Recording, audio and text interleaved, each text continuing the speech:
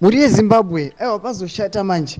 Aiwa dati mumbotudza kuti munoti kudii pamusoro penyaya iyi, nokuti tinoona kuti muzora nezuro mutungamiri wenyika wemasondamdzo Mnangagwa vanoti ndada kuisa structured currency munyika yeZimbabwe, wada kuisa structured currency ine value. Muri Zimbabwe satamboenderera mberi nenyaya iyi, nokuti zirabva wasubscriber wolike wotina on the bell icon tambochiona maupdates anokupa pano paZim News Live, nekuti tikuona kuti munhau munobuda muchinzi mutungamiri wenyika vemasondo Mnangagwa nezuro vakavimbisa kudzika mitemo yekudzikamisa dhora remunyika iro riri kuramba richishaya simba zvava kupawo kuti mitengo yezvinhu irambe ichikwira.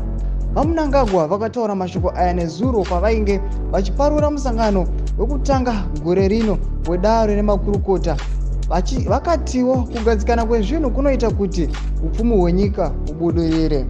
Vanoendera mberi vachiti vaMnangagwa havana havo kunyatsojekesa kuti ndeapi matanho avachatora kudzikamisa dhora remunyika. Saka ndo mashoko arikutaurwa nemutungamiri wenyika vachiti aiwa toda kutora matanho ekudzikamisa dhora remunyika tichiisa structured currency kuti ive nevalue uye tigoisawo mitemo inoita kuti zvinhu zvigadzikane munyika yeZimbabwe. Saka muri Zimbabwe ndo mashoko anotaurwa naEmmasondamdzo Mnangagwa. Pindai mucomment section medu mutudze munoti kudii pamusoro penyaya iyi. Aiwa musangana kusubscribe, kulike, pachonotina on the bell icon.